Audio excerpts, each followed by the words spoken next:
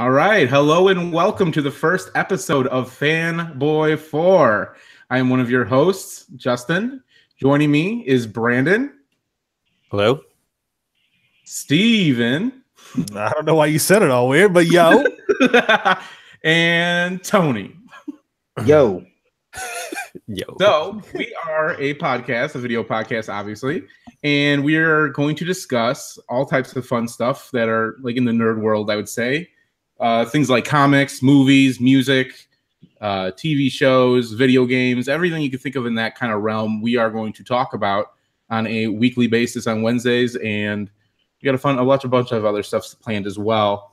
But to start it off, let's go in alphabetical order. Brandon, what is your favorite thing? Like, what is the thing you're the biggest fanboy of?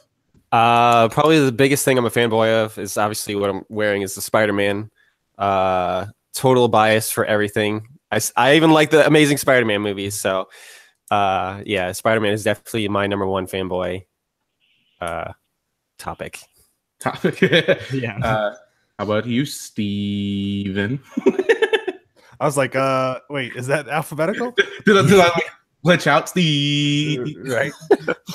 So fanboy, what am I fanboy of? Captain America, as Brandon has said. Also Funko Pops. I didn't realize I was killing two birds with one stone with this shirt, which is good there. Pokemon, fanboy. Got some Squirtle here. You came prepared. I did come prepared. What else do I got on my desk that I can show you? Oh, here you go. Look at this. Fanboy of Destiny with my Cade Pop. I thought we were only doing one thing. Damn. I said one to three. Well, damn. That's it. Video games, Xbox for life. PlayStation sucks. I'm done. All right. Tony, how about you? Steven, Jesus. I'm a fanboy of, obviously, of the man himself, Batman. I definitely thought he was going to say Jesus. Yeah. I'm a fan of I love Jesus. I'm a fan of Batman, DC Comics, with my Teen Titans shirt. I'm also a big movie nerd and music nerd.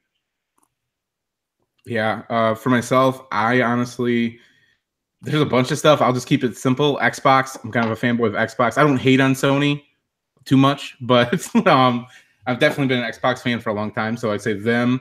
Recently, comics, mainly DC and Marvel. I haven't gotten to the indie scene yet because, my wallet can't support that yet. But yeah, but I'd say those two things are right now the main things. Obviously, the MCU, Marvel movies, DC, EU, stuff like that. But that is basically it for me. I'm going to keep it short so we're not here all night. Sounds all like right. a plan. So the way we're going to work this podcast is or vodcast, where we want to talk about it, is we're going to do a little bit of news, just kind of short, quick, to the point, say what we think, move on kind of thing. And then we are going to get to our topic, which today our topic is we are going to recast the X-Men for the MCU. Obviously, Fox and Disney have a deal in place. Hopefully it goes through, at least I hope so. And we are going to talk about that, but that's later on. So let's get to the news. Insert news theme song here. It's the news with Newsy McNews. All right. So first thing we got on the docket is that Avengers Infinity War moved its date up from May 4th to April 27th. Also, because of that move, Rampage has now moved to April 20th to get the fudge out of the way on that one. They don't want to be going up against that. Yeah. So, Steven, how excited are you that you get to see it a week earlier? I'm not as excited because I liked the plan that we had in place. I thought it was a great week. But I was like, oh. Yeah.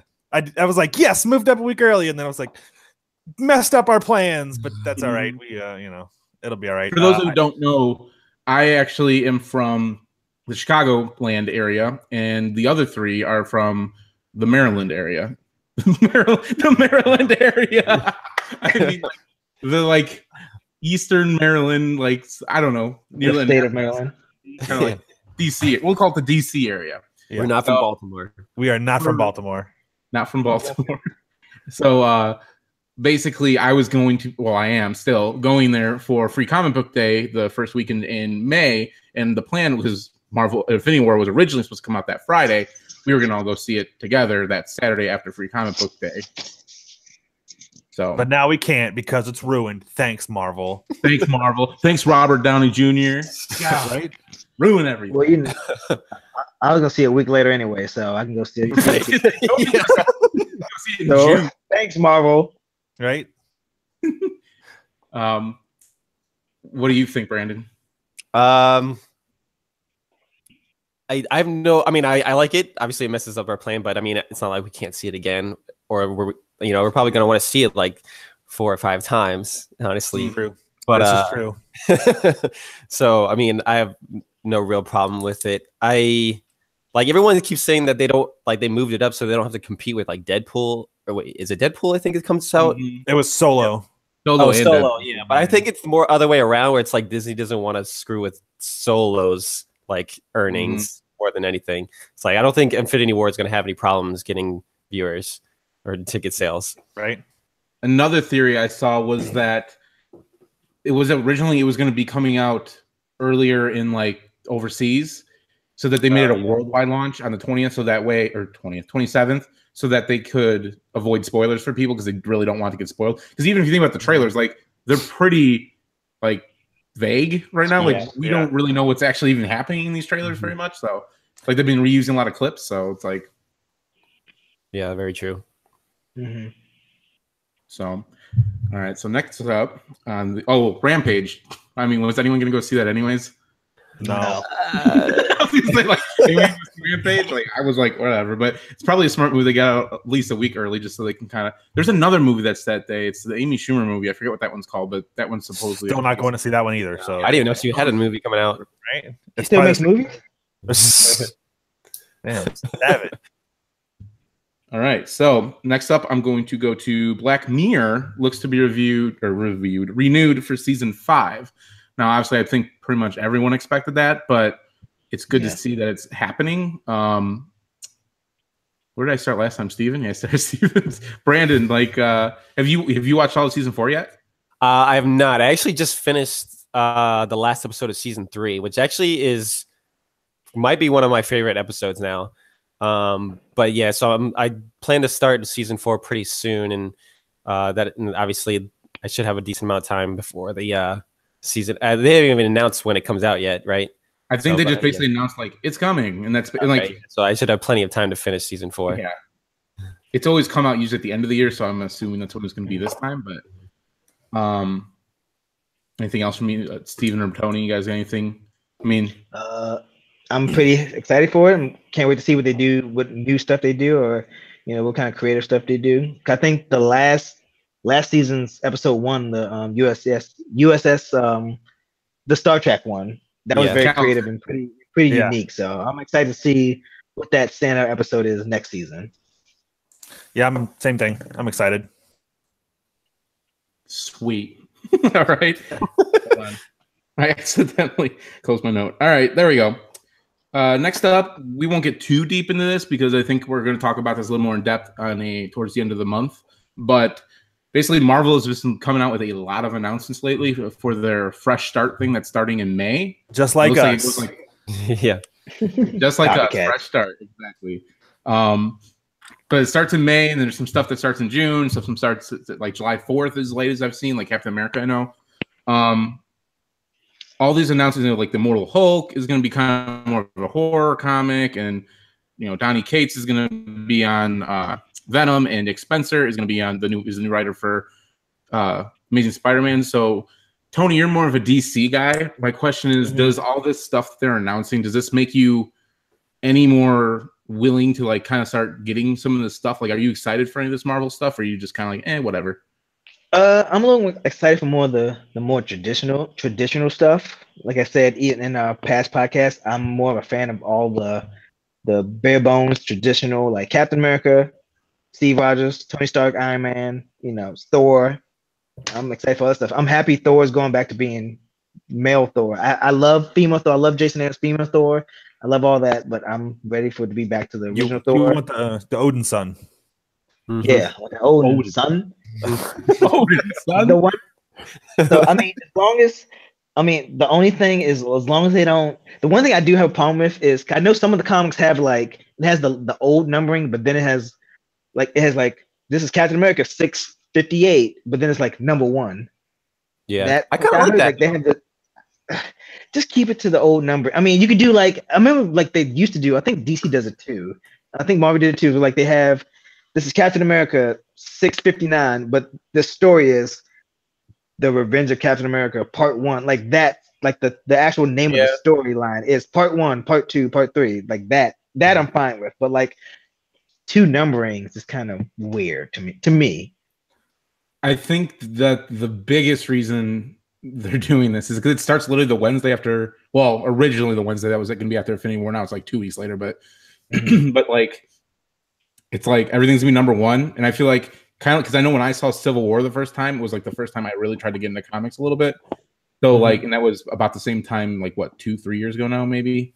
So I think what they're trying to do is go, hey, Avengers, Tony Stark, like it's all going back to the characters that are in the movies. So that, you know, people will be like, hey, and they'll be like, oh, it's a number 1, and then the comic shop can go like, yeah, this is brand new. You can start right here, and you'll be completely caught up. You'll be fine. You won't be out of the loop. You'll be perfectly fine. So I think that's really what they're trying to capture the most. Because I've at the comic shop I go to, there was a guy complaining about it the other day, like another relaunch. But I think for people that are already reading, it's maybe a little annoying. But for people that are new to it, it's probably a little more welcoming.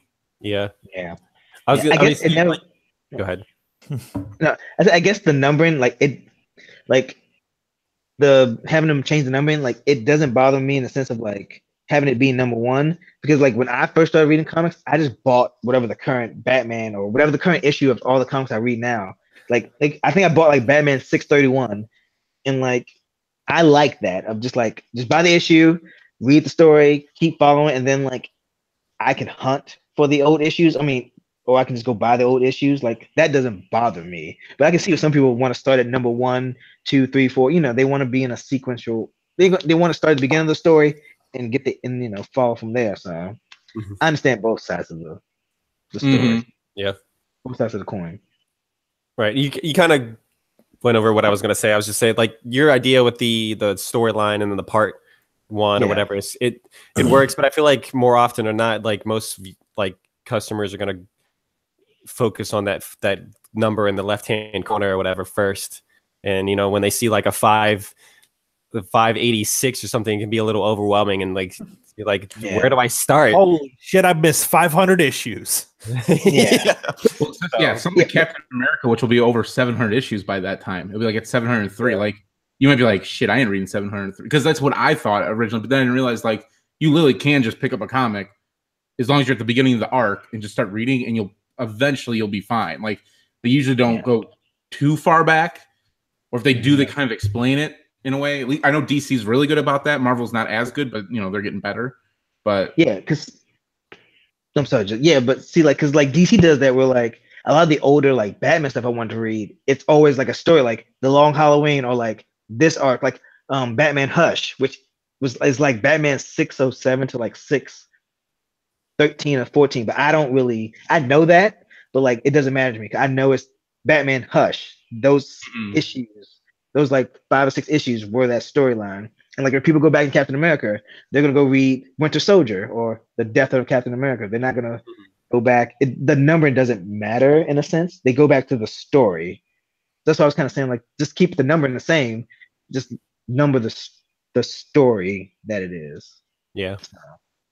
So Brandon, what do you think of the new writer for Spider-Man, since he's your biggest fan? So I think when we had first announced that they were getting a new writer, or I guess Dan Slott was leaving, like I gave you guys like a short list, and obviously Jason Aaron was on the top of that list, but I think he's a really good choice for Avengers.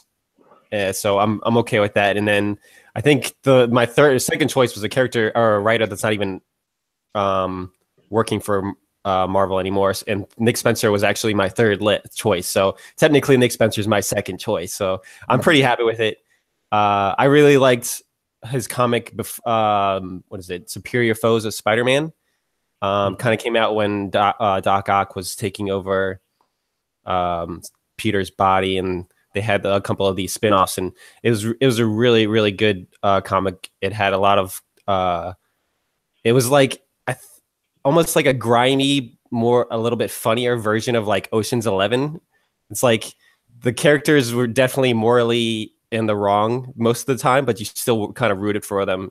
So he's definitely a really good writer, and I'm pretty excited for it. He wrote Secret Empire too, right? He was like the lead writer on that. Yeah, because he also wrote Captain America that led up to it. Like he was the one that made Cap the Hydra agent. Yeah. So he's the one that ruined everything. Yeah. I don't know. I really liked it. Mm-hmm. A lot of people ruined everything. So, Steven, anything specific that you wanted to talk about or mention with this? No, I mean the number thing. I get both sides. That like for people who like us who read comics, we like it would be fine if they just kept the old numbering because we already have switched with legacy numbering, so like we'd be fine with it. But them doing both now, again, they're trying to get a fresh start and bring new people in. They want, hey, I'm looking for Captain America. Good, here's number 1, and then they just give it to you, and then like that's so that's fine. And then obviously Captain America is my favorite, and I can't remember his first name, but the guy's name is Cates as well, and he's writing Black Panther currently, or he wrote the Black Panther. I don't know if he's doing Rise of Black Panther. That Coates. Yeah, I don't remember his. I forget how his first name's pronounced, so I don't want to butcher it. So I won't. Yeah, but he. What he wrote with Black Panther most recently was really good, so I'm pretty excited for that to come out on 4th of July because America. Captain. I think they should have changed it to Captain America. Just give it the. They should do a redneck version. They could just do a Stevie variant Rogers cover or something like that. They could do a variant cover. That would be pretty. Yeah, Stevie Rogers. Yeah, I will say the one thing with the numbering though is it's kind of weird that they're like they just went back to legacy numbering like in October, and it's like and they're already given. I'm wondering if maybe there was like a backlash from like certain newer viewers or newer readers that I do know sales wise, unless it's like a big special comic that DC is usually always up in the top list, but like Marvel isn't. So maybe they're wondering if people are scared off by that, maybe because you know DC right now still got the Rebirth numbering where it's like where they've kind of all started at Rebirth, so at least mostly. Not Action Comics. And it's only 2, but it's only those 2 that are. So. All right, so I think our final news story, because my phone is charging, is that in Rhode Island there is a lawmaker. I won't go into the political side of it, who is proposing that they put a 10% tax on mature-rated video games. My question, we'll start. I guess we're all like this, because it's all because they're trying to link it to like shootings and stuff like that. Again, it's right. Shooting happens, video games get to be the scapegoat for a little bit, or something else gets to be a scapegoat. Not movies that are R-rated, not anything that. It's getting 10% tax. He wants to do video games. But my question is, I'll start with you, Steven. If that became like a thing in every state, and it became like an actual thing that you had to pay 10% extra for Destiny 3 if it's mature rated, let's say, would that deter you in any shape or form from buying that game? Or would you just be like, whatever, $6 more? No, I'd bitch about it, but right. I mean, I'm sure everyone would bitch about it. I'm still 10%'s pretty high. Like that's like you said, on a $60 game, it's $6 extra for a game like that's. So my question though is that's the 6% or the 10%. That's off of the initial. That's like them charging the company to make that, right? So like, I mean, technically, it could end up being more for us for the. I don't know. I think is it them or us? Like, is it 10% more towards the actual the store price of the game? Or okay. What I understand is it'd be like the way it was described on where I heard this was that so you'd have your retail price, and then you'd get this tax, and then you'd have sales tax or sales tax, and then that. Like basically, it'd be like another sales tax almost. Like, oh, so you're gonna get your whatever, say 6.5% sales tax, and you're also gonna get another 10% because it's a mature rated game. It's basically like it'd be like a liquor tax. It's like a liquor tax, but for that. Okay. I didn't know if this tax was going like affecting the publisher or affecting the actual consumer first. I think. No, this would be. Now, what they most likely will do is take that 10% that you're paying towards those mature games, and then they put it towards the keep young people safe or like gun violence laws. Like that's where they're gonna start pushing the stuff. Which it's just gonna make more health. Mental health. I didn't know it was mental health, but mental health, I would be okay with that. Now, if it was, they already did like a while back. They already did like survey or not surveys, but studies and stuff proving that like mature rated video games had no impact on like. Yeah, they have, but that doesn't change nothing. Apparently, it doesn't change people who don't play video games. It doesn't change their view. Yeah. The other thing too is like my question is, okay, so you're gonna do that to video games? Why not?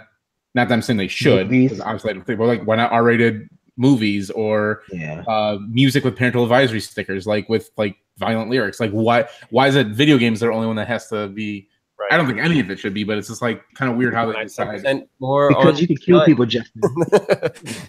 Because also in Rhode Island, this is separate. I didn't have this written down, but they also are a different person is proposing that you're gonna have to pay a $20 fee to be able to watch porn.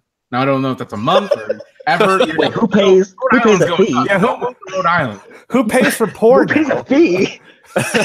Yeah, but that's what it said. You have to pay basically, they're trying to work with IPs or something to put to do something where you'd have to pay your IP $20 to unlock pornography basically on your computer. Like you wouldn't be able to go to Pornhub or anywhere else. You'd be like locked off those websites unless you paid $20. Well, I know that they need to. That's all net neutrality. So if we got to pay for porn, we got to bring it back. That's all I'm saying. They will riot. They will riot for that. What? The fastest movement ever, right? Yeah, you talk about people marching. Yeah, let's talk about people marching. Good God. Can we just be done with this whole like video games are like bad on like a bad influence on people? Because I'm sure all four of us as kids, like all four of us as kids, watched probably the worst shit in the world and played the worst games in the world. Yeah, I think I played Mortal Kombat when I was like in like first grade and second grade. Yeah, and I'm fine. And like I mean, I think like it might be a mental like.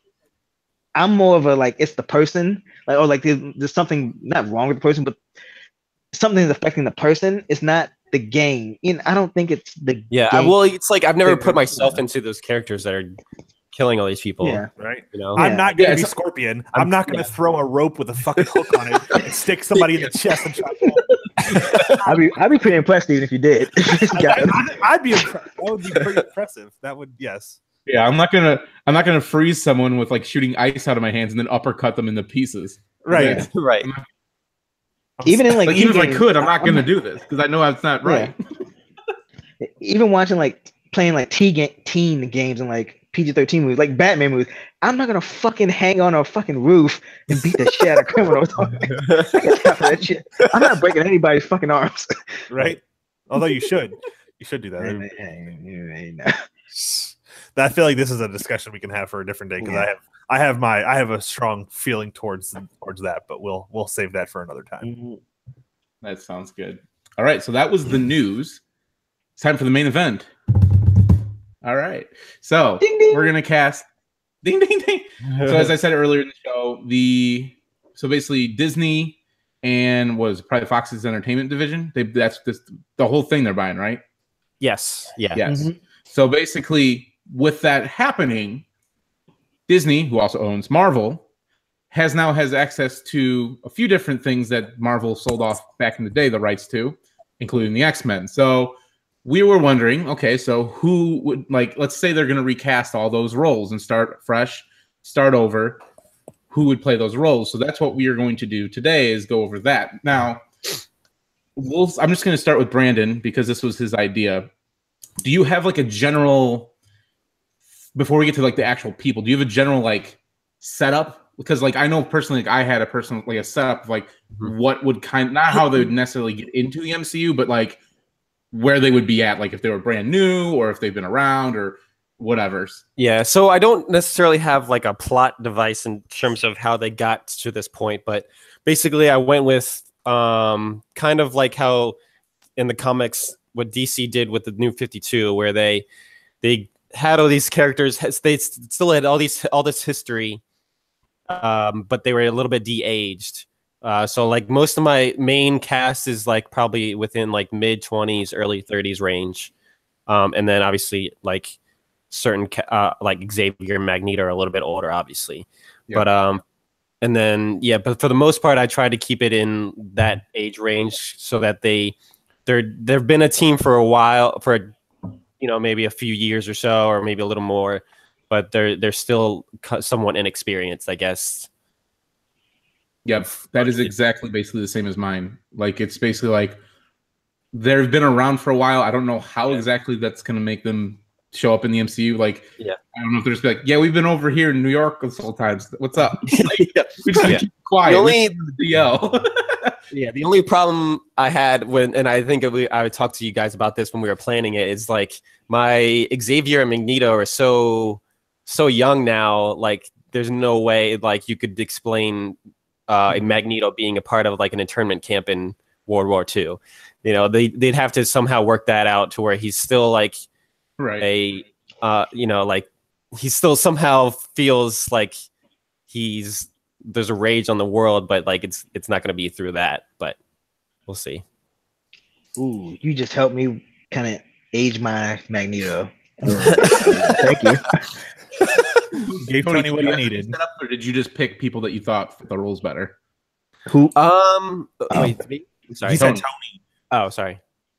So yeah, mine's I kind of did with how I kind of more. It's kind of more personal. Like I kind of did some of how I feel about the character of how I feel about like when I say about my Cyclops. I think of Cyclops in a certain light. Yeah. I see him as a certain type of person. So I picked the actor who I said, this person kind of reminds me in the sense of how he acts. I'm like, oh, he's kind of a jerk, or he's kind of nice, or she's kind of nice, or this person's very mentorish. I thought more of like how the actor could, more in the role, yeah. So we actually have some comments on Facebook from our friend Jeff. He said that they should try to do something pre-Danger Room, and they said like they come up with it after a defeat. Is basically like his thoughts on kind of, I guess, how you would bring that into the MCU. Yeah. So that's a pretty cool idea. Actually, so thanks Jeff for that. Thank you. Thanks, Steven, for manning the Facebook, because of course like 8%, and I don't want to lose my list. That's all right. I figured if we're gonna do it on social, we might as well include who's watching. So no, definitely, yeah, I'll definitely be a little prepared now that I've done it once. Yeah.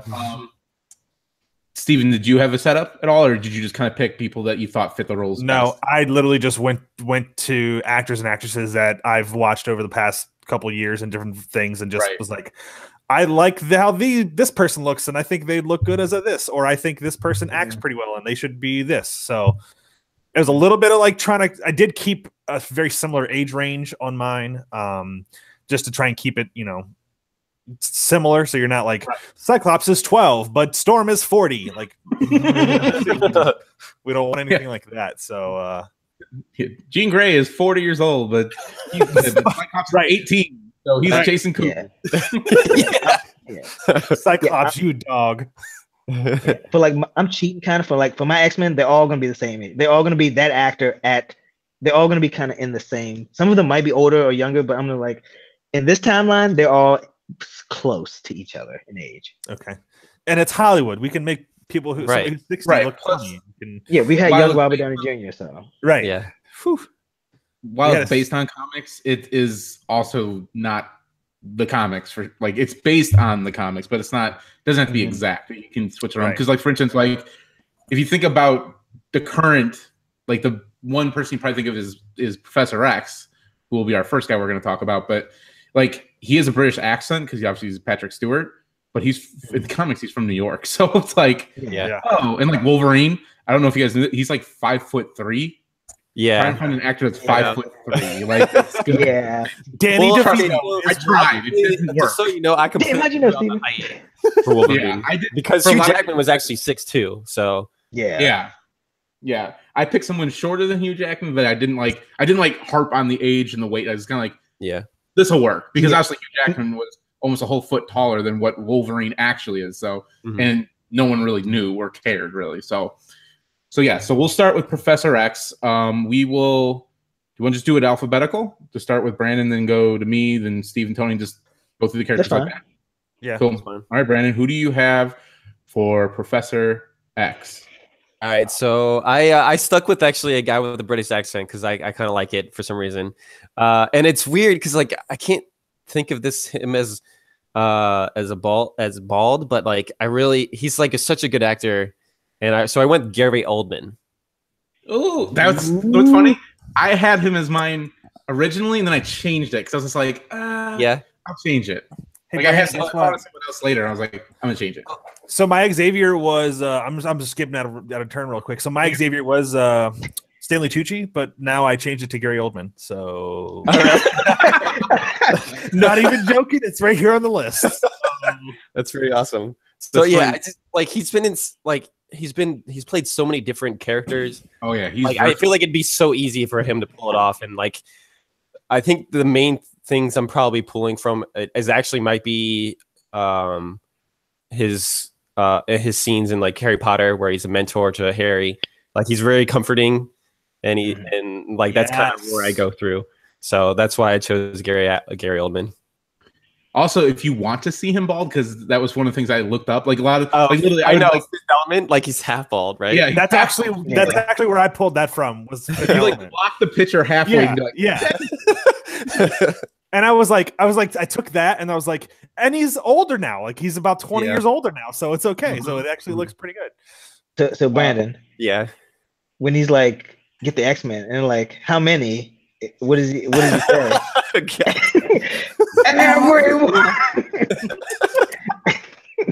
He just does it mentally. He doesn't even say it. When he's hitting up Mortimer Taggart, he's like, I eat the butt, I eat the pussy, I eat everything. That's the same. Who would take it? Yeah, that mine. So if we're going in order, mine was also Gary Oldman for those same reasons. Yeah. All right. So the one I went with, like I said, I originally had him, and then I was like, I'm gonna look around, and then like I found this person, and I was like, you know what, that would be actually pretty good. And then I found a picture of him bald. I'm like, that'll definitely work. So I picked Ewan McGregor. Okay. I saw him. What was that? I saw Ewan McGregor, and I was like, he's not old enough for my cast, but we'll hear. I was trying to go like right around 50. Like if they were a little older than 50, that was fine, but I didn't want to go too much younger because I was like, my characters are all like mid 30s, like all the actors I picked for like the core X-Men team. But we've already seen him as like a mentor when he was Obi-Wan to Anakin. Obviously, that didn't work out too well, but oh well. But and like I just feel like him. Like I found a picture of him bald, like I said, and I was like, you know what, I could definitely see it. And he's got kind of, I just feel like he's always, when he acts, he's always got like, he's just a very good actor too, I think. So he plays a lot of roles. I mean, he's going to be in the Winnie the Pooh movie now. What is it? Something Robinson. Yeah, something Christopher Robinson. Whatever. Anyways, but is he supposed to be Christopher Robinson or Christopher Robin? Robin. Yeah, Robinson. Yes. He is supposed to be Christopher Robin. Yeah. Oh, okay. Yeah, all like grown up though, and like who is like, yo, bro, what's up? Like we gotta chill. What's wrong? Why'd you leave me behind? Like he's like, Pooh? Anyways, yeah, so I was like, you know what? That would work very well. And then I'm not gonna tell you my Magneto yet because that's next, but like I was looking at the two dynamic of the two people. I was like, I think that would work pretty well. If it's Hayden Christensen, I swear to God. Liam fucking Neeson. Tony, who do you got for Charles Xavier / Professor X? So my Xavier is Lance Reddick. Ooh. The three of you know who that is.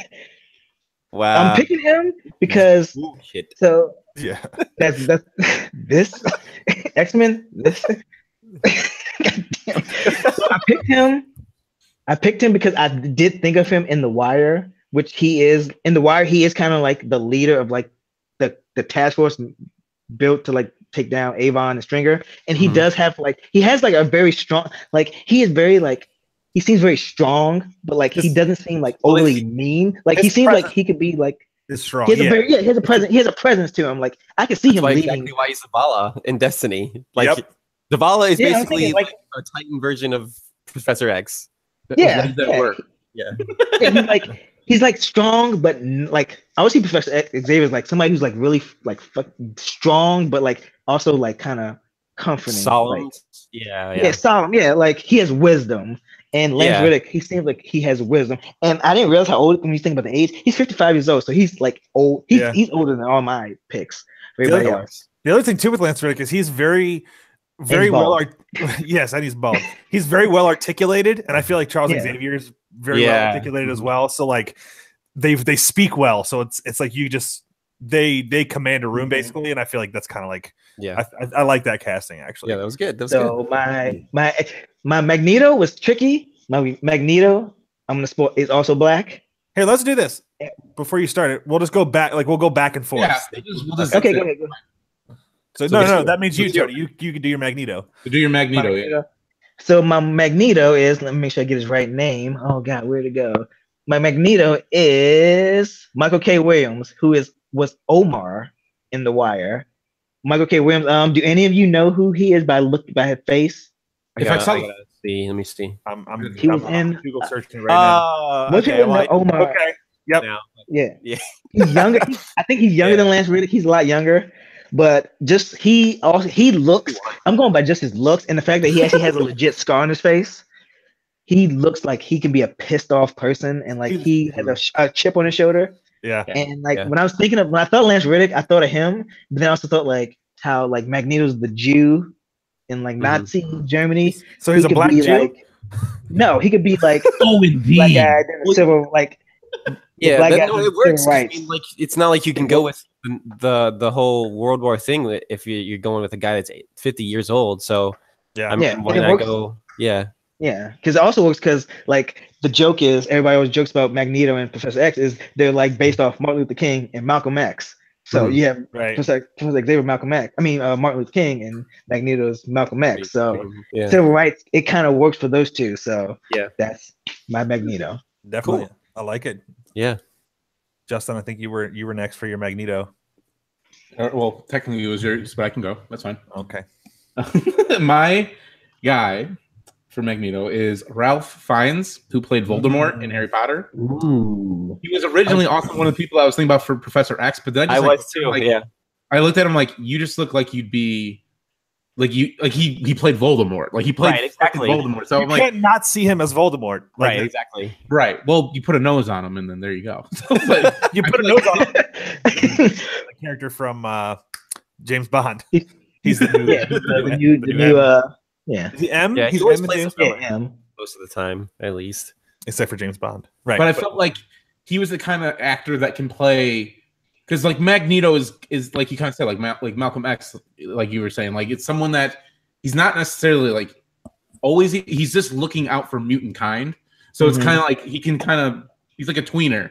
So like he's gonna be evil at times, so he can definitely do that. He's shown that in several movies, not just Harry Potter, and then like he can also be kind of like not 100% evil also. So like I don't know, I just feel like he was just the perfect fit. As soon as I found him, like, okay, yeah, that's it. Not even gonna think about that one anymore. I like that one. So my Magneto, this guy usually doesn't play a bad guy, but I actually went with John Hamm as Magneto. Okay. I like everything that I like everything that he does, and I feel like he could be he could probably pull off a good villain, and I feel like he's got one of those kind of strong presences like we were talking about with Lance Reddick, but then obviously put it into the negative sense of Magneto, but that's my Magneto. I would be curious to see like a Lance Reddick Professor X and a John Hamm Magneto. That would be kind of, I don't know. I see that team. I don't know. Yeah. They are both very strong. Like seeing John Hamm from Mad Men, he's very like strong, dominant guy. Yeah. That's where I was kind of. I haven't watched too much Mad Men, but like the things I have seen, like that's the thing. He's just that strong presence is what I was pulling off of for John Hamm.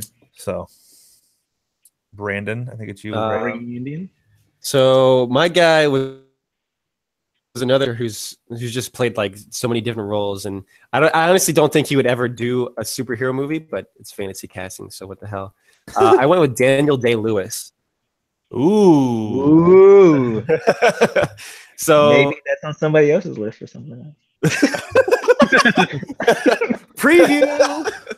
So I mean, like he's played, someone who's inspiring in Lincoln.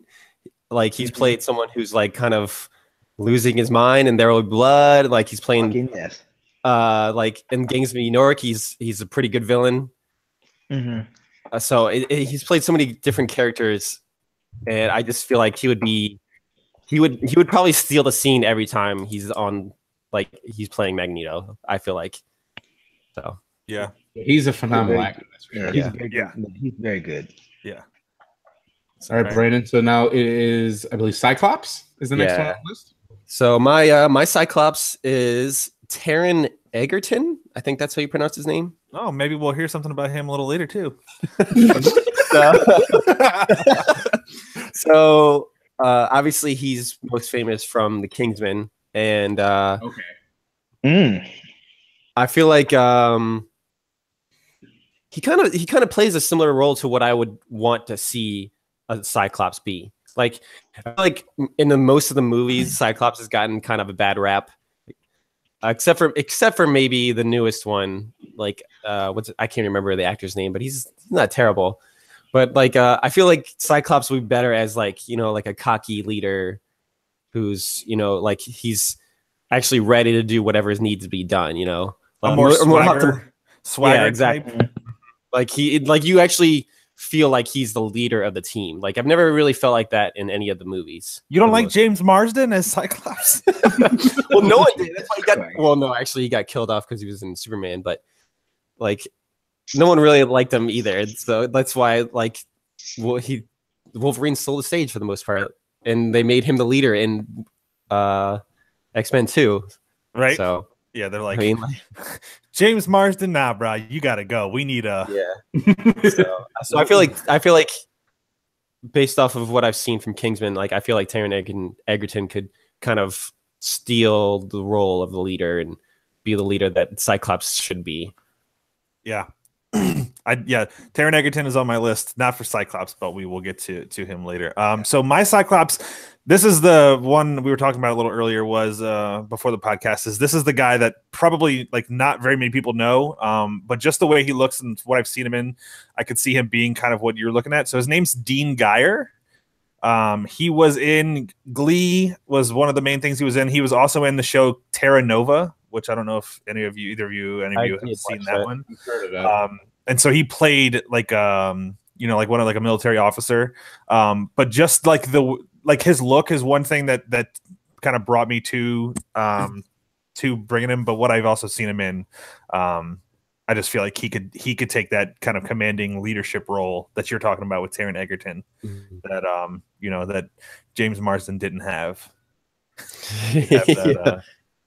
That there. But yeah, so he would be my Cyclops. Justin. Yep. Just an update on Tony. He's just going to take a break, take a pee-pee. So he'll be back. Pee-pee. Oh, speaking of, there he is. He's back. There he goes. So my Cyclops, actually, I don't know if Tony or Brandon watched this show. I know Steven did though. My guy's name is David Giuntoli. David Giuntoli. Giuntoli. Sounds familiar. From Grimm. Yeah, that sounds very He's the familiar. guy from Grimm. Grimm. And I saw a picture of him when I was looking for something else, and I was like, ooh, that could be Cyclops. Definitely. I mean, he can't be scruffy. He'd probably have to shave his face clean a little bit because he kind of like a 5 o'clock shadow always going on. But I feel like if you did him, he's got like the bright build. He just looks to me like you were saying, like a leader, like someone that could be. Yep. And in Grimm, he did he had to make decisions. He was kind of like in charge and kind of like, but still at the same time kind of vulnerable, which I kind of feel like Cyclops is kind of like that. So, and like also, if you think about like the comics, I was kind of thinking about this is like, if you think about like Death of X, he eventually become like, if they ever were to do that storyline, he does become bad. So I feel like he could definitely flip the switch and he would be able to play that character too. Not that he was bad in Grimm or anything, but I was just saying like, I just feel like he could pull off that look. Then he could maybe a little scruffy or something like that. But yeah, I saw him. I was just like, that's my Cyclops. So Josh on our Facebook feed, Josh said, "Can we just have the dude that played the Mountain on Game of Thrones as Juggernaut?" and then not even the villains yet, right? And then so Jeff commented on to Josh and said that he was going to say that the Hound should be Sabretooth.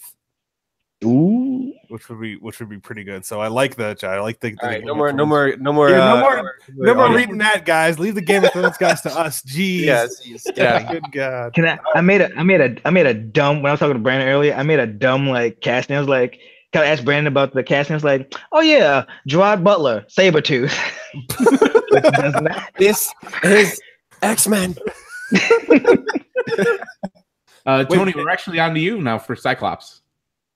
Oh, Steven didn't. I thought Steven. No, I did. We're good. So Steven changed the order on us, so we're good. You changed the order on. You interrupted him and then changed the order. Remember? Yeah. Well, that's what we do on this show. All right. Well, all right. It's time for me to go. So my Cyclops is Scott Eastwood, Clint Eastwood's son from the latest Fast and Furious movies. I picked him because I kind of gone in the opposite direction of what Brandon was saying. I see me right now. I see Cyclops as a dick because when I think of Cyclops, I would like for some reason I think it's when I think of Cyclops, I think of Wolverine, and I think of how I think of like Wolverine and the X-Men in like that time period when they split up. Okay. And I think of how like Wolverine is kind of like he's the more softer side, and Cyclops is kind of like the more strict, like, yeah, no. He's like the dick. He's basically a dick. Eastwood has like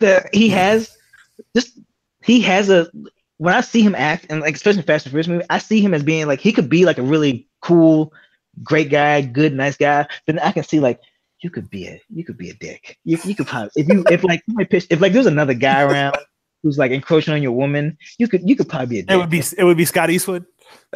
Yeah, it'd be Scott Eastwood. He wasn't so bad in Suicide Squad. No, he helped save the world. Yeah, he did sacrifice. Look at that, sacrifice himself. We might come back to Suicide Squad. So Jeff said Cyclops is a dick. Yes. Yeah, we have some agreement that Cyclops is a dick. And Scotty, he looks so goddamn good. I'm like, man, you're kind of a dick. You're a dick. You're an asshole, right? Yeah, you are right though. Like Cyclops is like kind of like the by the books guy. Like he doesn't care who he pisses off because it's as long as they're following like what they're supposed to do. And Wolverine is kind of like the opposite of that, where he's just like, yeah, we're not going to follow rules. We're just going to get it done. Like, yeah, we're going to just do it the way we got to do it. So Josh actually pulls up a good point. In the original X-Men movies, pretty sure Wolverine said that that Cyclops was a dick. He did. Yeah, because that's it's in the very first movie. And it's like when they're trying to figure out if he's a Cyclops or Mystique. He's like, how do I know it's you? And he's like, you're a dick. There we go. I almost want to go watch that now. All right, let's take a break and go watch that. Yeah, thanks for that, Josh. All right, Tony. So you're Jean Grey. I feel like this is a big one for the. I feel like this is one of the bigger ones. Not really. So I actually changed my character-wise. I mean, like she's one of the main. I like my choice. So I think I like the one I had before. I don't know why I changed mine, but my Jean Grey right now is Bryce Dallas Howard. And I'm taking like Spider-Man 3 Bryce Dallas Howard. I'll take Black Mirror Bryce Dallas Howard right now. I picked her because she seems like she's very sweet. Like I think Jean Grey is like a very nice person, a very smart person, a very nice and smart person. But I could see Bryce Dallas Howard maybe having that kind of, that little edge, little edge, dark, darkness in her. Because she goes nuts and wedding. Yeah, and like murder everybody. Yeah, like I could see her like getting really like just losing it. Well, she kind of does in the end of that Black Mirror episode. Yeah. So, I'm sorry, I'm gonna have to skip that because that's the same as mine. I thought that she like, so when she's Jean Grey, I think she can play someone that comes off as smart and like together and not really wholesome. The first leader, but like kind of like the person that's like. Because obviously in the comics, she'll be with Cyclops, but also with Wolverine, like kind of that whole thing. So I was like, I think she could kind of play that role like perfectly. So yeah, and like I guess when we're not doing this, but my original pick was Emma Watson for some reason. I picked her as my original. Like I'm fine with that because it's Emma Watson, so I'm fine with that. That's because I picked her. When I think of Harry Potter, I think of Harry and Ron. I think of Cyclops, Wolverine. I mean, not the same. Two men, like the dynamic, and then she is kind of like the level-headed. She is like when two dumb men are arguing or getting it. She is the level-headed one, and it would be interesting because to me, I don't know if in the Harry Potter. I've never seen her like be bad or like pissed, like legit, like evil woman. So that would be out of character. She definitely punched Draco Malfoy in the face. So that's what I was gonna say. I was gonna say she got pretty mad on that one. So I would definitely say, definitely she got. I just didn't think like she looked like Jean Grey. Like I imagine her looking. Mm-hmm. Like she's almost like too like small. Yeah, I thought of her and Scott Eastwood together. I'm like, he is probably so much fucking taller than her. But then Bryce Dallas Howard is like, I feel like they're like stature wise, they're kind of the same. Yeah, that would be. All right, Steven. Steven, who's your good? So my Jean Grey is actually one that I know that Brandon and Tony are probably a little familiar with. It's actually Katie Cassidy. Ooh, damn, that is pretty good. So she is. A lot of people know her from the Arrowverse. She played Laurel Lance / Black Canary / Black Siren, I guess now, whatever. She was also in some new movies. One of them was like the Strangers movie or something like that. She was in, but she was in Nightmare on Elm Street too, the remake. She was also in Nightmare on Elm Street. So I have IMDb pulled up, and I don't know why I'm not actually using it. But basically, the look, I could see her pulling off the look. The dynamic, like you were saying, kind of between the two men, I feel like she could do that, and she could easily have a dark side. She's kind of shown that in the Arrowverse shows that she had, because she was alive, spoiler alert, and now she's not. But like her Earth doppelganger is evil, so like she's been playing both sides. So I definitely think that she could pull that off, and she's pretty hot. So can I give you a slight fact, So, Nightmare on Elm Street remake and Friday the 13th remake. In Nightmare on Elm Street remake, Kate Cassidy gets killed by Freddy Krueger. In the Friday the 13th remake, Caitlin from The Flash, she gets killed by Jason. So in both shows, one gets killed by Jason, one gets killed by Freddy. Danielle Panabaker. Oh yeah. Yeah. So, but yeah, Katie Cassidy would be my Jean Grey, and I also thought look-wise, she paired well with the guy I picked for Cyclops. So that's kind of helped my view. So Brandon, it's you now. All right. So my Jean, I'm pretty happy with this. This is I gotta say, I went with Amelia Clark. So yeah. So if anybody's familiar with her with Game of Thrones, you'll know her as Daenerys Targaryen, and I feel like she's literally Jean Grey. Like, yeah, that is an innocent girl, and starts to learn more and more and become a leader. And then she's also starting to like show a little more rage and like that Targaryen side of her. And plus, she's been in actual flames. She's literally Jean Grey. Yeah. instead of a dragon, she has a phoenix. Yeah, right. Exactly. So that's That's a good one. That's my choice. That would actually be pretty good. Yeah, I like that. I do like that. What is your beast? My beast is Toby Kebbell. Toby Kebbell. So, I think it's Toby Pebble. I'm like, what? Toby Kebbell. He's in Black Mirror. He's actually in like the second episode of the first season. It's like third or second episode of the first season where like they find the memories. He's also Dr. Doom in the newest Flash Fantastic Four. And then the main reason why I chose him actually is because I can't remember the character's name, but he's the evil ape in the new Planet of the Apes movies. Yeah, the Dawn of the Planet of the Apes. So he's definitely got he's got some experience playing an actual beast, you know. Mm-hmm. So, and he's a really good actor. Like I mean, from his performances in like Black Mirror, like we said, and just the motion capture of itself in Planet of the Apes. So like I feel like he'd be pretty good as a beast. Interesting. Like he was also in I'm not sure if you guys saw Kong Skull Island. Oh yeah, he was, but it was very it was a small role, but it was just another one that he was in. Very interesting. I like that. So at me, my beast.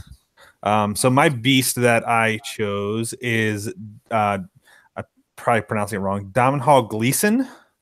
Okay. He was also in Black Mirror. He was in Black Mirror. He was in Harry Potter. He was also in the new Star Wars movies. Yep. He's also in the Peter Rabbit movie, right?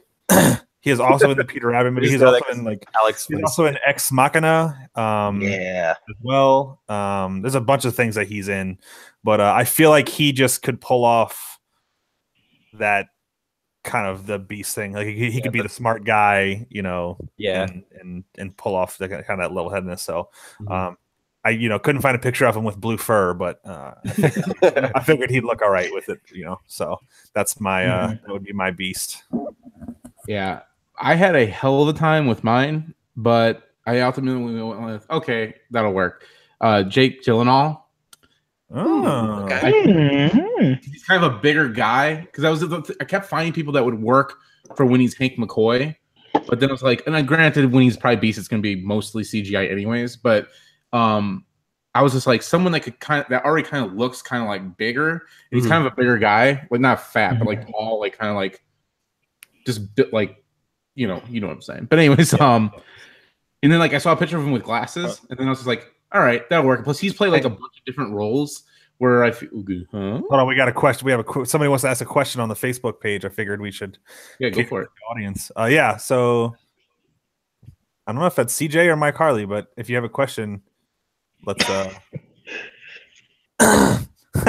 what in the heck are y'all talking about? We're late. Yeah, so so we are to catch up anybody who's just now watching. We are talking about if we were to basically a fantasy casting of who we would be talking about for the X-Men. Yes, thank you, Jeff. Since Marvel bought Fox, the X-Men will now most likely be in the Marvel Cinematic Universe. So we're talking about who we would like to cast. Yeah, Sorry, I think Tony's on the. I didn't know the volume was that high up. He said, "Cast us." There you go. All right, we'll cast them. But yeah, that's what we're talking about. So, Justin, go ahead. Sorry to interrupt your beast. You missed the part where it said Ultimate Warrior was the best wrestler of all time. But anyways, continuing. Yeah, I don't know. I just feel like he could fit both roles, and that was kind of what I was trying to fit. Like I said, it was the last one I was able to figure out. I kept going to like a few different people. And I was like, no, and then finally I got to him, and I was like, that'll work because there's also the age thing because I think he's like 30 or like he's a little bit older. Mm-hmm. Yeah, so and I feel like he should be at least feel a little bit older just because he's like kind of like super smart and kind of like he's like that more mature than the rest of the cast. Yeah. Because like you'll see when you get to my Iceman and my Angel, they're a little bit younger, but that's on purpose because I feel like they're kind of more immature. So yeah, that works. So Tony's next, right? Yep, Tony's beast. Who's your beast? So my beast is goddamn Brock Lesnar. So my beast is Hugh Dancy. I hope I said his name right. Yeah, Hugh Dancy. He's he plays actually looking at the pictures, he kind of resembles Wolverine now, but he's Will Grant in Hannibal. I picked him because he is a very going by the character he plays in Hannibal, he is a very smart person who's very like kind of meek and kind of like nerdy in a sense, but he also has his like anger, like he has a rage side to him. So that's why I picked him, and he kind of looks like a person that could be like smart and also like really pissed off at the same time. So, yeah, I could see that. He's also in Robot Chicken. Yeah. Oh shit. There we go, Robot Chicken. This show's still on. That was a good show. I think so. Maybe. All right, Tony. Also, now your Iceman. Ooh, so now we're getting into like my like getting into like my unknowns. So my Iceman is Jonathan Groff. He's the main character in Mindhunters. Is he English? Okay. Yes. He's the main character in Glee. I mean in Mindhunters. I picked him because he's in Mindhunter. He's a serious character. When I think of like Iceman Bobby, I think of like a joking kind of the comic relief of the team. Mm-hmm. Yeah. But in Mindhunters, he has a very good sarcasm to him, which I think Bobby it would work well with like Iceman. Like he can just like throw us very sarcastic comic out like that's funny, like bam, like that. And he's a good looking normal like skinny guy, so he would fit in the Bobby role. So I don't know if Justin and Brandon have seen what he looks like. I know what he looks like. I'm looking at him now. Yeah. Somebody commented, Tony, and said that that guy looks like he showers with slippers on. That's actually the wrong picture, Tony. Oh, never mind. That was on the Facebook page. Wait, what? I didn't even put a picture. Oh, I'm sorry. It was a little delayed, but he said that he looks like he showers with slippers on. Yeah, that's yeah. Jonathan Groff. So I can see Bobby. I don't know. Funny enough, my Iceman also is a Glee alumni, but it's the guy that played Blaine, Darren Criss. Darren Criss. Ooh, I like it. I think because he's already played a gay guy, and if from the comics, Iceman's gay, so I think he could pull it off. Jonathan Graff is gay.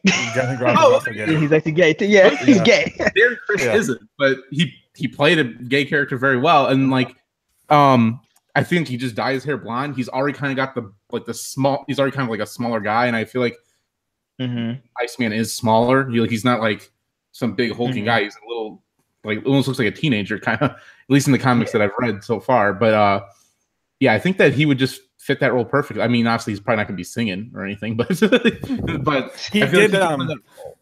He was also in that new Versace show.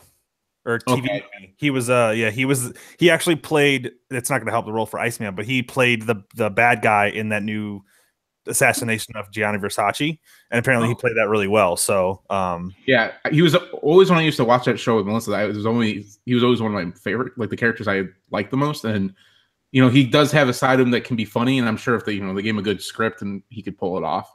Yeah, I like that. For my Iceman, I was actually split between two people. I eventually ended up going with actually Taron Egerton for my Iceman. Oh, okay. The reason I did is because he was really good in Kingsman, but he also has he could be comedic if he needs to, and I feel like that's where I pulled that in. So Taron Egerton with my Iceman. My other choice was Dylan O'Brien, who's from the Maze Runner. I almost went with him as well. Yeah, so he could be pretty funny, but like his stature, just the way he looks, I could see him being look-wise like the perfect Bobby Drake. So but I essentially went with Taron Egerton for my Iceman. Okay. My Iceman was actually Logan Lerman. So Logan Lerman. He's Percy Jackson.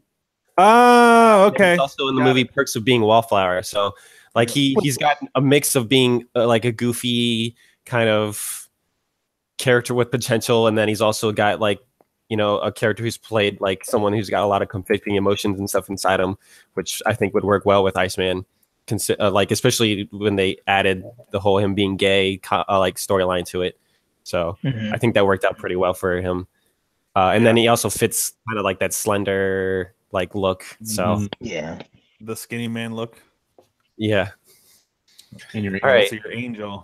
My angel. Favorite, excited about. I'm gonna be surprised if one of us doesn't repeat with me though. My angel is Dacre Montgomery. So okay. So the Red Ranger. Yes, the Red Ranger from the new Power Rangers, and he's also like one of the human villains from the new Stranger Things. You should really look up his picture from Stranger Things because it's. I mean, like you could just keep the name again. Dacre Montgomery with Dacre Montgomery. So Jeff said that Jaden Smith should be Iceman.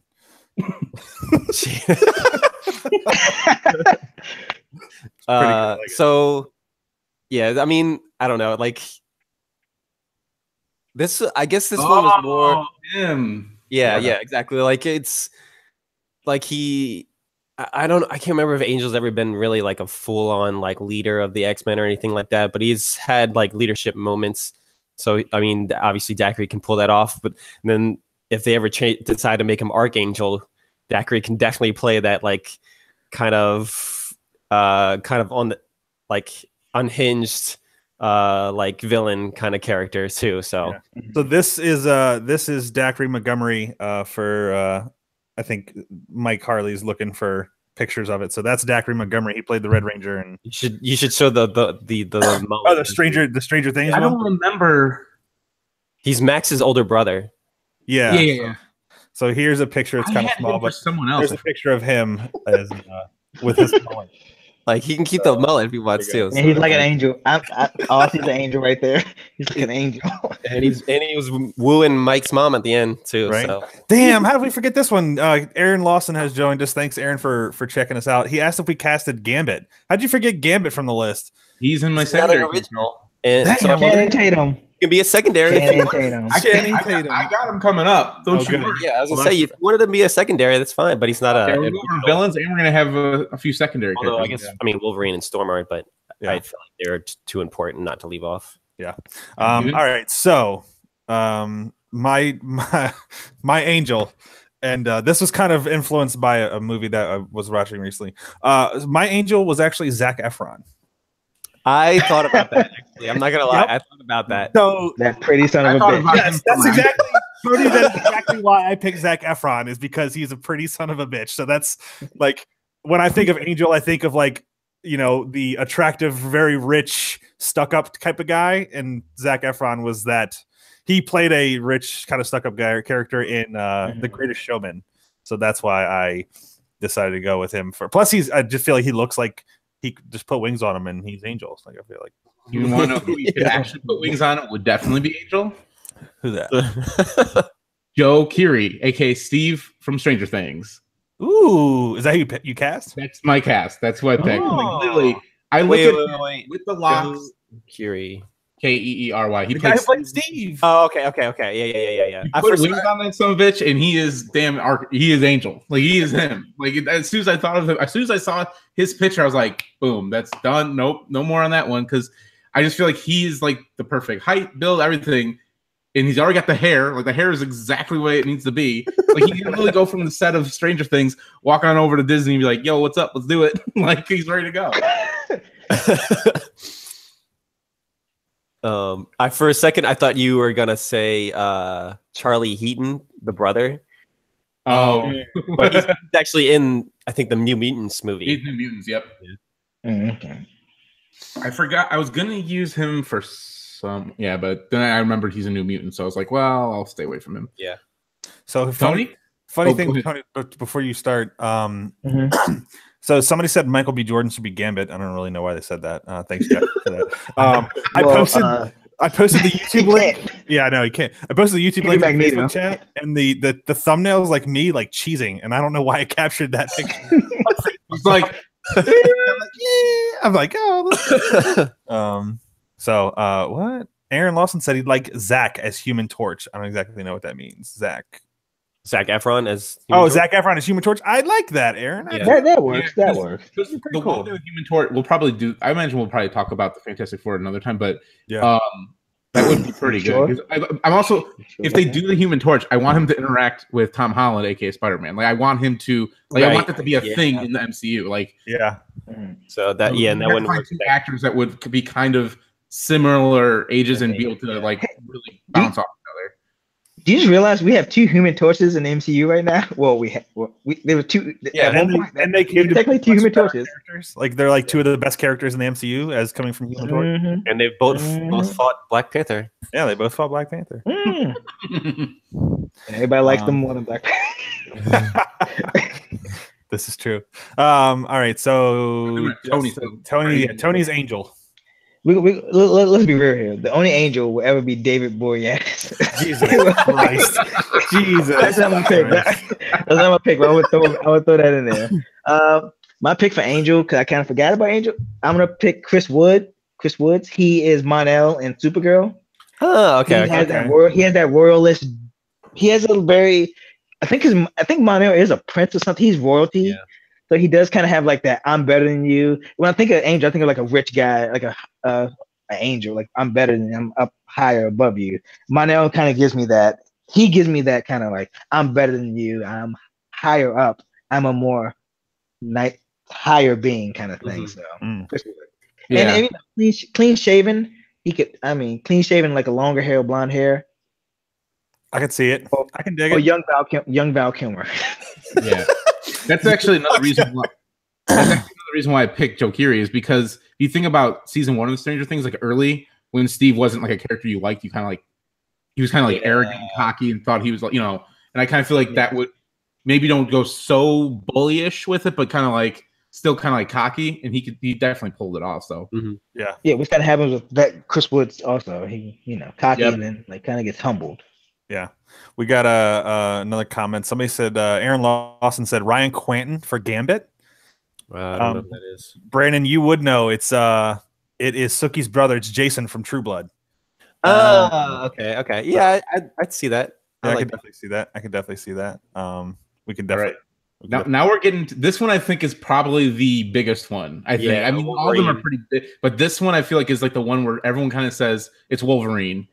and everyone's kind of goes, no one will ever be able to do Wolverine like Hugh Jackman. But after looking, I'm like, you know what? I think you could probably find someone. So here's my thoughts: no one can ever do Wolverine like Hugh Jackman. I don't care. I don't care who you guys pick. Hugh Jackman was the perfect casting for Wolverine. So yeah. Well, you say that, but we'll see. No, I'm gonna tell you. Go ahead and say who it is. I bet you a lot of people said that about Jack Nicholson and Joker. True. So that's Tony. I did. All right, Tony. Who's your Wolverine? My Wolverine. I'm looking at my phone. It's on my. I want to make sure I get his name right. Wrong. My Wolverine is Joel Kinnaman from Altered Carbon. Oh, okay. I picked him because every character he plays, when I think of Wolverine, I think of like a man who's like, he's very sweet, but he's a fucking like beast. Like he can kill you in an instant. And I think in Altered Carbon, not to spoil Altered Carbon, but the character Joel Kinnaman plays is a very like rough, gruff. I don't want to be anybody's friend. I don't like anybody. I don't want to be anybody. But he cares also. Yeah. I thought he looked familiar. He's also Rick Flag in Suicide. Okay, Rick Flag. Yeah, when you brought up Scott, when we brought up Scott Eastwood. Yeah, the Suicide Squad. Yeah, he seems like a guy who's very like. I mean, I know like when we talk about the body type, he's really tall.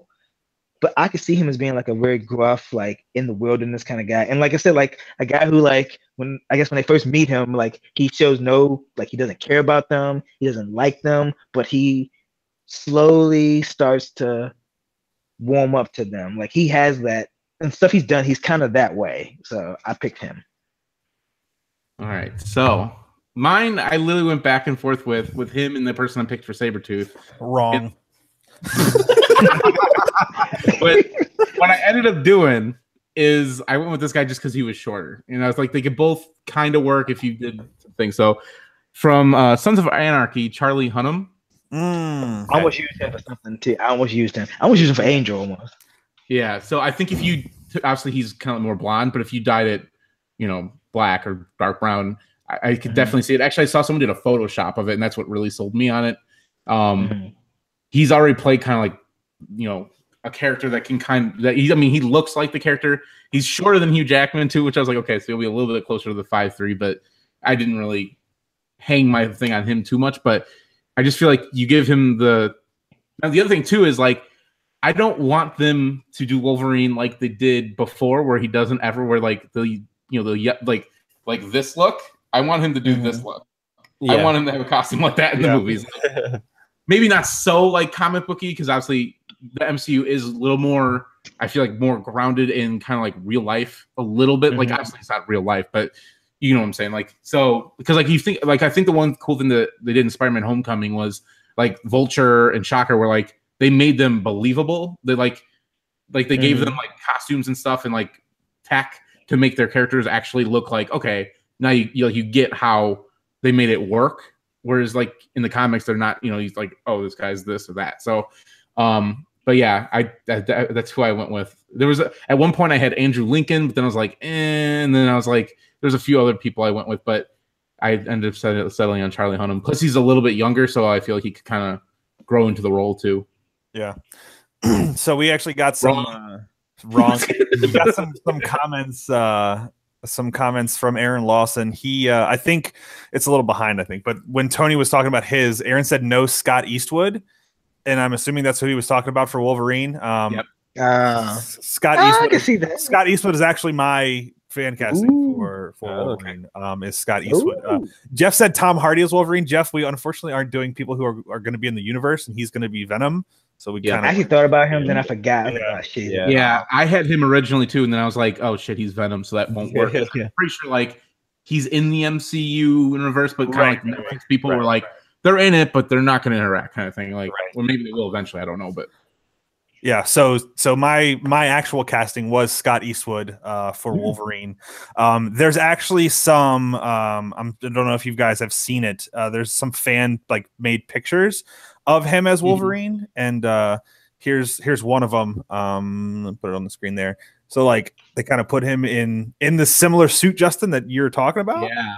And we'll share this on our social media page. But I feel like he could pull off the role of Wolverine, and he's young enough to where he can kind of do what Hugh Jackman did and just be Wolverine for years to come. So Aaron Lawson also said Mel Gibson for Old Man Logan. That'd be perfect. That would be pretty interesting. So, all right, Brandon, let's hear it. We know he can be like a Wrong. raging crazy person because like those Right, remember those phone calls? I'm Old Man Logan. Right? All right, so my Wolverine is actually, and you guys are probably gonna just be like, "What?" But my Wolverine is actually Josh Hartnett. I don't even know. What? Yeah. What? So I am like, what? So okay, like I feel like as soon as I explain this though, like so any of you have ever watched Penny Dreadful? Okay. I watched part of the first Okay. season. Okay, so basically I gotcha now. So he plays a character who is basically a werewolf. So but he's one of the more endearing characters of the show, but he also has like a dark past he doesn't like to talk about, and he's like constantly trying to escape it. And then when he actually, I think he does actually do most of the werewolf scenes himself when like he lets out a decent amount of rage, like which is what you would need for Wolverine. So and then you can even go back to like 30 Days of Night, that movie, like where he's just trying to survive, he's trying to protect like his friends or his loved ones or whatever, and then eventually he has to make a terrible choice to let out his rage to save everybody. So it's like I feel like he'd actually be a pretty good. He's a little bit taller. He's 6'3", but Yeah. I don't feel know. like he's a pretty good choice. When I think Josh Hartnett, I think of The Faculty. Yeah, I know. And two, I think of 40 Days and 40 Nights with. See, and then the also thing is like you need to look up like some of the more recent pictures with his mustache and beard, and definitely looks a lot more like the ultimate version of Wolverine. Yeah, with like the goatee and stuff. So yeah, I watched the Penny Dreadful like you had mentioned, and with the goatee and stuff, he definitely looks. He can definitely get pretty interesting. So, right. It's still wrong. Yeah, I mean we're all whatever. Right. All right, and then so my Storm is actually going to be an altered carbon character. Is Haley Law? She plays Lizzie, which is the. It's kind of, I don't know if I should spoil it. Basically, she's like someone's daughter who's kind of like, she's kind of stuck in, she's kind of trapped, and then she slowly learns to become this like fierce, badass warrior. So, and I feel like that kind of like one of my favorite things from like the cartoons for Storm is like where they kind of like delved into her like claustrophobia and stuff like that, and like her whole battle with like Shadow King and how he like really messed with her a lot. So I feel like based off what I've seen in Altered Carbon, I feel like she could pull that off really well and then still become like a fierce leader like later down the line. So interesting. I like it. My Storm is actually going to be a Game of Thrones character, and I'm going to go with Natalie Emmanuel. Ooh, okay. She plays Missandei, right? She's Missandei. I don't know. This is Wednesday. It's Wednesday. True. But she plays in Game of Thrones. She also plays in the newest, I think the two newest Fast and Furious movies. But I just feel like she has the look and has shown that she can act, so she could probably pull off being the Storm. The Storm. The Storm. What is this, Fortnite? Right, I know, right? But as it depends on kind of which one you're looking at. If you're looking at like 92, like X-Men in the 90s, Storm was like kind of the leader with Cyclops. So like I could see her kind of pulling on that role, but in this casting, she's more of kind of not a back character, but not one of the main main leaders of the group, for this one. So plus again, she's attractive, and that's what I was going for. all my characters are attractive, like Zac Efron. You're gonna have a good looking movie. I know. I'm gonna have a great looking movie. Jesus Christ! All right, Justin. So I went with Sonequa Martin Green. She plays Sasha in Walking Dead, and she's also, I don't know what character I have not watched it, but I know she's like the leader, like the head on Star Trek Discovery, the new Star Trek. So she's already so in that she's already shown she can be a leader. I actually have not seen it, but I know she's like kind of the leader in that. So.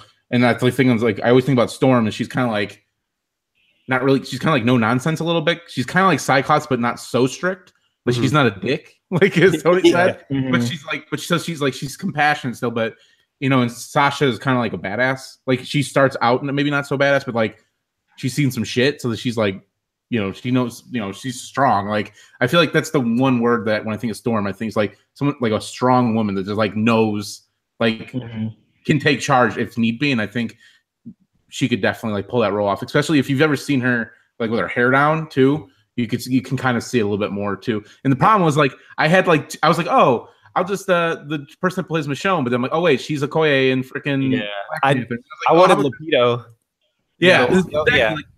Like, all the good people went in Black Panther. I'm like, son of a bitch. I gotta find someone. Denai Guerrero would have been a great Storm. Yeah, she's obviously like she would have been a great Storm. But that's who I was like. Oh, Michonne, badass. And then I was like, I looked up and I was like, oh shit, that's right. I'm like, fuck.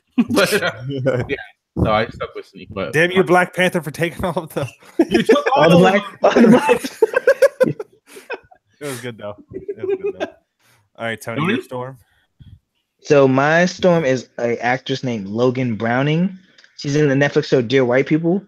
I picked her because she, like, kind of what Justin was saying, like in that show, she's like kind of the head of like the Black Student Union in that show, and she's kind of seen as a leader type. This is her. This is kind of a sexy picture of her.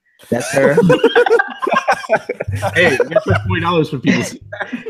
Right. And like even like because she has a very like dominant, like if she gave me an order, I'm like, all right, I'll listen. we know why you'd listen. All right, we know why you'd listen.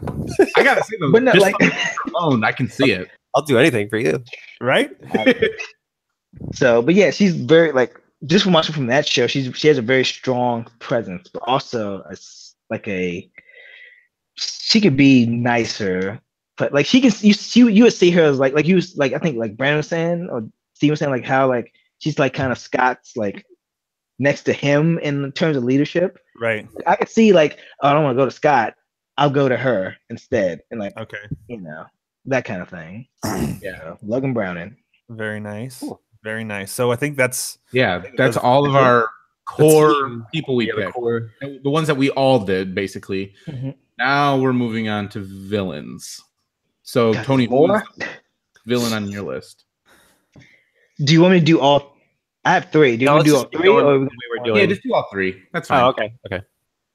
Wait, or do you want to go one on one? No, I think all three. Like just do all your villains, and then we'll move. Yeah, that works. All right, so I'm gonna make this quick. So I have three villains. My first one is William Stryker. I picked Christoph Waltz.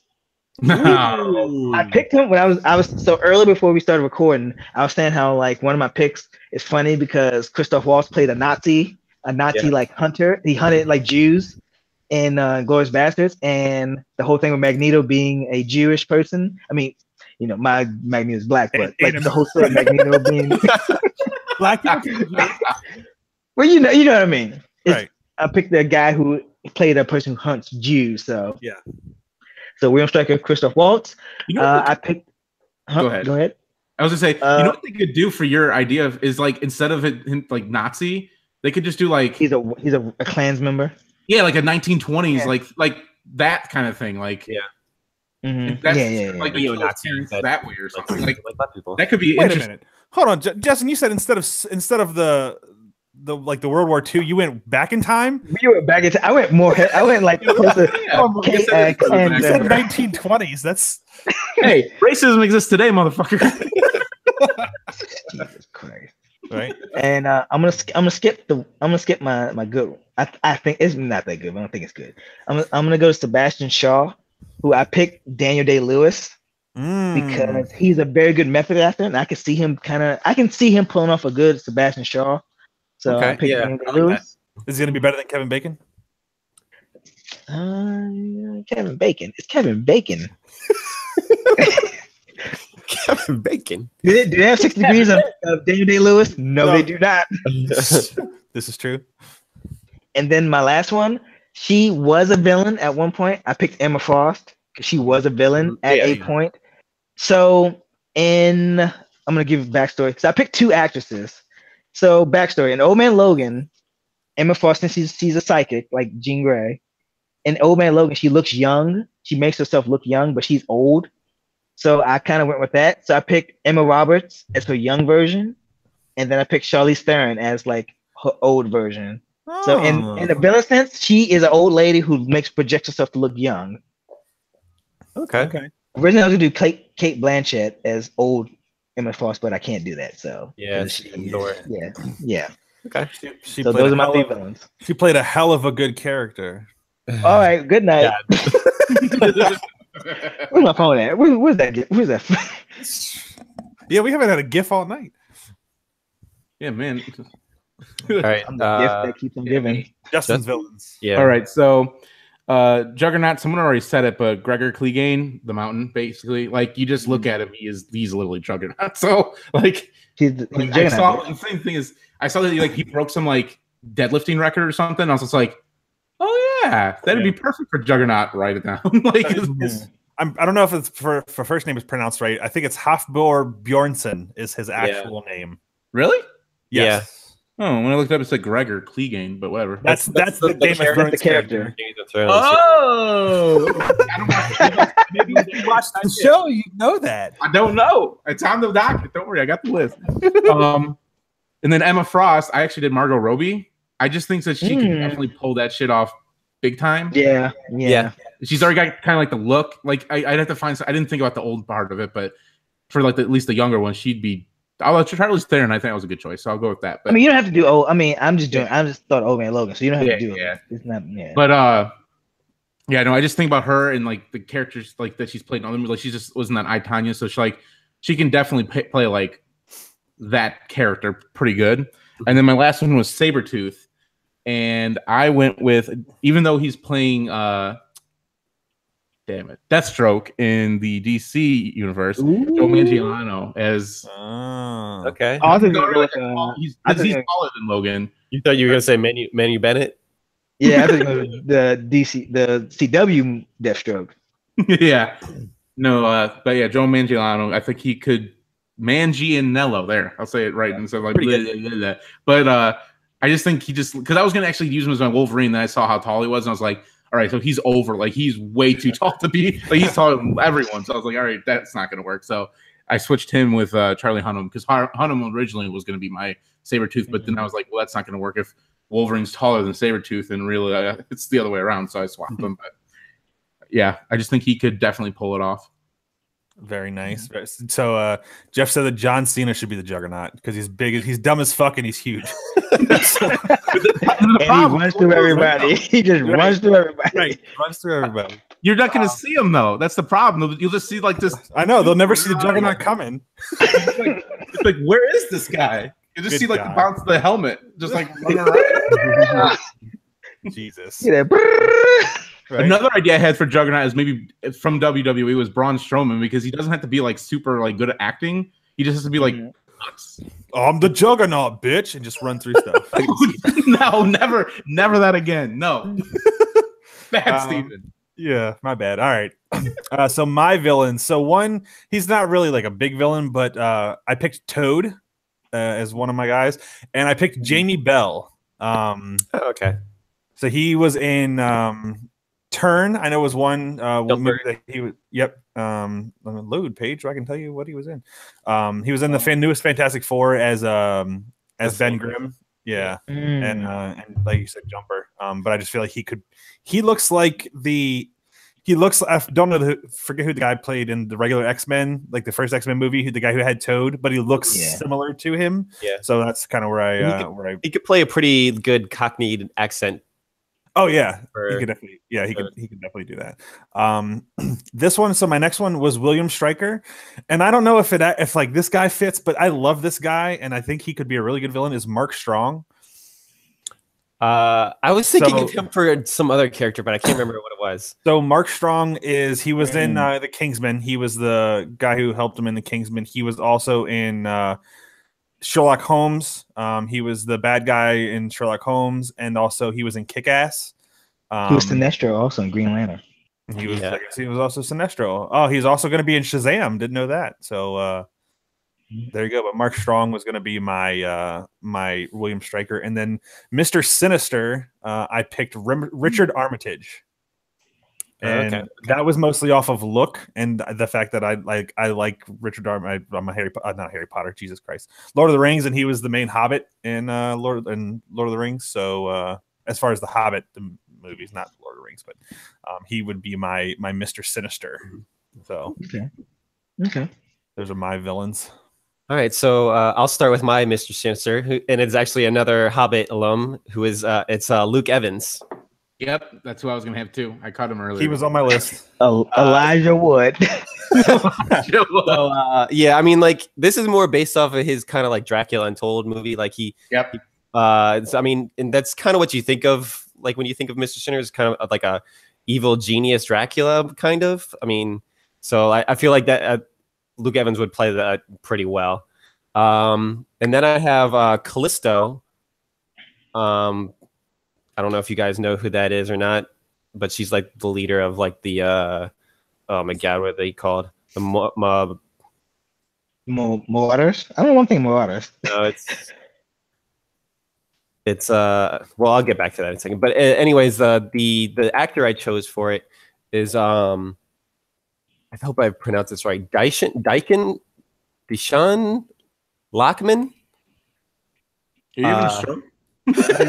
Now you're making shit up. I'll spell it for you, but it's Dichen is her first name, and then Lachman is her last name. Basically, she's in the new Altered Carbon show as yeah. She's also in Shield. She's also in the 100. Yeah, the 100. It's also in the show I used to really like, which was Dollhouse. Human. And basically she plays a very good, like, powerful but unhinged character on a lot of her shows, and a lot of the shows that she appears in. So that's why I chose her. And then lastly, I went with Juggernaut, but I actually went with the other Clegane brother in The Hound. I went with Rory McCann. Basically, my reasoning is that, like, I feel like a lot of people, when they think of Juggernaut, they think of like this, like, just big, stupid guy, kind of like how Bane used to be perceived before Tom Hardy. But in actuality, he's more like the Bane from Dark Knight Rises.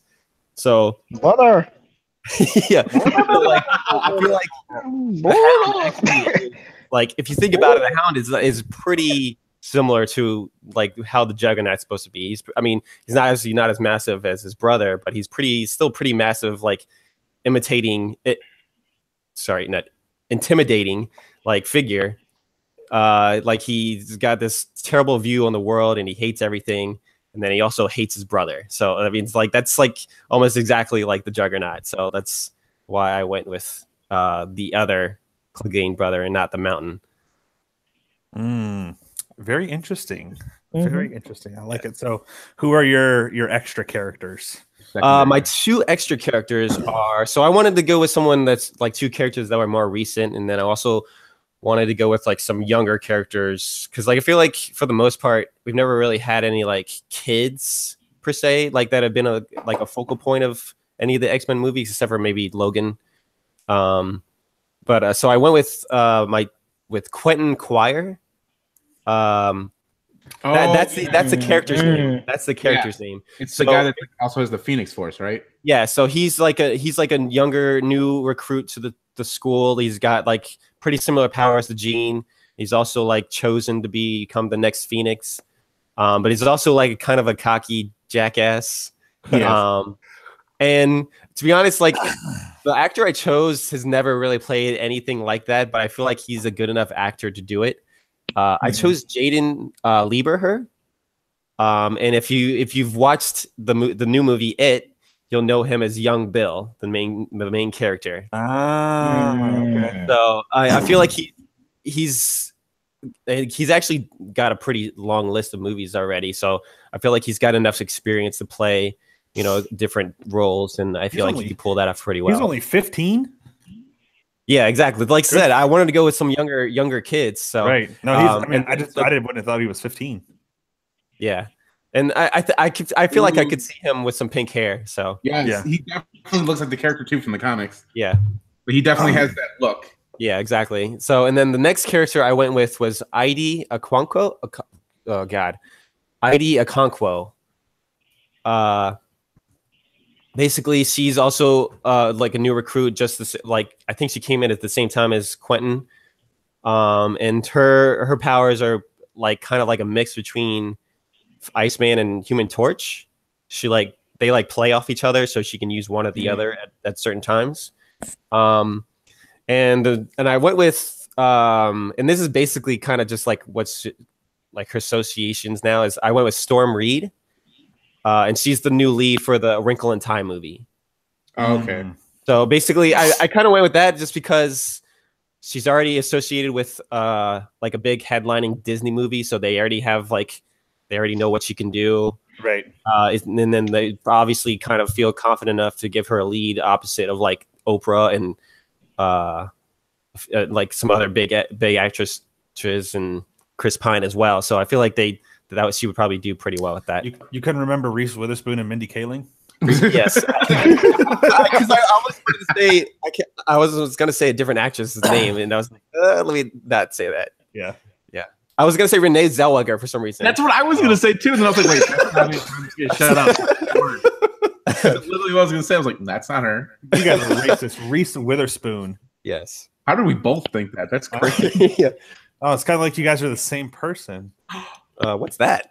What is that? Yeah, I've never heard that before in my life. Yeah. That must be in the dark multiverse. Right? Why would Were you about to say monkeyverse?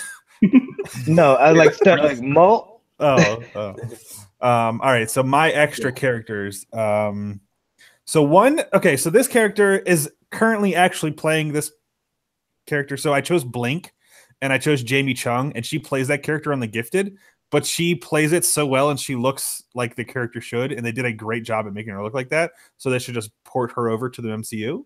So it's not really a fancy casting. I just want them to keep that. And then my second one was actually, I'm going to be for Colossus. I actually picked Hafthor Bjornsson. So We'll see. But the thing is, like, I feel like I have any movie that's going to cross over, it'll be Deadpool, and they already have a Colossus. Yeah, I know. I was keeping that separate for now, just in case they weren't, But yeah, I figured. I just thought, like, I watched the same video Justin did today where he like broke the record. And he's like strongest man in the world, and I'm like, okay, well, Colossus is supposed to be like super strong, so let's pick this big fucking. I'm pretty sure he's Swedish, but I don't really know. Something like that, yeah. Even though Colossus is Russian, I know it's over there and they're in the same proximity. They're not American, so it works. Yeah, they're not American, so Aaron Lawson said, how about Spike as an extra X-Men character? I actually considered him, but I don't know who I would. Who was that actor that was supposed to be in the new oh god, the movies with Eddie Murphy where he's the cop, Beverly Hills. His cop? Yeah, but who's the new actor that was supposed to replace him in like the TV series that got canceled? Fuck, I don't know. I can't remember. Well, there you go. If it wasn't Eddie Murphy, obviously, Donald Glover. Good God. All right, Justin, I think you're up for your extras. All right, so I got 3, so I'll go quick on these ones. Rogue, I picked Emma Stone. And the thing is like, first I was like, oh, could she do the accent? And then I thought of the movie The Help, and she does kind of like a accent. I think she just accentuated a little bit. She could pull off the whole Rogue. Yep, because she's proven she could do a Southern accent in that movie The Help. If you've seen that movie, and I think if she just pushed it a little bit more, and she's been in a lot of like good movies where like she's proven she can act well. So, and I feel like she could just pull off that character very well. And then opposite of her would be Gambit, of course. And I went with Josh Holloway. He played Sawyer in Lost. He's from New Orleans, so he already has the accent. He already has the hair. Like I think if you just moan at me. Get the fuck out of here. So I feel like if you just, made the look for Gambit and put it on him, he could pull it off. And then my final one was Nightcrawler, and I went with Rami Malek. If you know him from yeah, Mr. Robot. Yep, Mr. Robot. He's the lead guy. He just looks like in that show, even he kind of just plays like this guy that is to himself. And not that Nightcrawler is necessarily like that, but at least at the start, I think he could be. And he kind of has like just like kind of a look to him that I feel like if you kind of just, you know, made him blue and then kind of did the whole thing, he's kind of smaller too, so that also works for it. Because obviously, you know, Nightcrawler's not some big hulking guy. He's a small little dude. So I feel like you throw him in there, I think that would work. And he's also a really good actor, which reminds me, I need to actually finish watching that show. Very nice. Tony, close us out. All right. Oh man, so mine's a week. You're the closer. So I got two. Both of mine are Fantastic Four villains. So my first one is Doctor Doom. Who I picked Matt Smith. If you don't know who Matt Smith is, he was one of the Doctor Who's. He's also the Duke of Edinburgh and The Crown. I picked him because I see him. Well, granted, from seeing him from The Crown, he's very regal, royal. He's the Queen's husband. I almost said the Queen's wife. He's the Queen's husband, so he is a ruler in a sense. And I can see him. I don't know. I always see British people as kind of like higher uppity, kind of. I'm better than all of you people. And he was in Doctor Who too, right? Did you say that? Yeah, he is a doctor. He's already one of the doctors. Played a doctor, so why not be Doctor Doom? Oh yeah, he went from Doctor Who to Doctor Doom. Get the right. And this one's kind of a joke, but I can see it. Galactus, Liam Neeson. I just want Galactus with a Liam Neeson voice. Oh, that's gonna be hilarious. Well, there you go. Very interesting. And that's it. That's it. That wraps it up. That is our fan casting for the X-Men and the two Doctor Doom villains, or Doctor Doom, Fantastic Four villains. We got them. We did it. We did it. You want? Feel free to post on our pages what you think we should have casted. Yeah, definitely. If you rewatch this later, or if you didn't watch it live and you're watching it later on, definitely comment who you think, or you can just tweet at us at Fanboy Four Pod, Facebook.com/Fanboy4, spelled out 4, FOUR. Don't put the number 4. I don't know what that'll take you to, and I'm not responsible for that. So, yeah, you can go there. You can go to our YouTube page, which is youtube.com, a bunch of letters and numbers. Just look for the link because it's not, you got to share us everywhere so we can get 100 subscribers and then we can be youtube.com/Fanboy4. We're not there yet. We have pretty, I think we have like 15 subscribers already. So definitely go there, subscribe. If you have like 6 accounts, use them all. That's fine. Just to help us out. So, also, where else do we got? Instagram is also, I think, Fanboy 4 Pod. Just look up Fanboy 4. You'll see the logo. It's the same everywhere. Also, next week, we are going to talk about video games. We're going to specifically talk about what games we want to see either remade or remastered. That's a popular thing now. Obviously, Burnout Paradise was I think the most recent one that got announced. That's coming out in March, I believe, sometime. But they're doing it more and more and more. Because obviously, it's an easy money thing. Just throw some 4K. Just file save as .4K Xbox One /PS4. Oh, that's how it works. Switch. Switch is getting a lot of ports. Which actually tomorrow is actually if you're watching this live, is a Nintendo Direct, so we'll see what Pokemon. Yeah, hopefully. Or Metroid, I'll take that too. But so we'll probably talk about that a little bit next week as well. So we'll be talking about that next week. Otherwise, anyone else you want to plug where your social media is?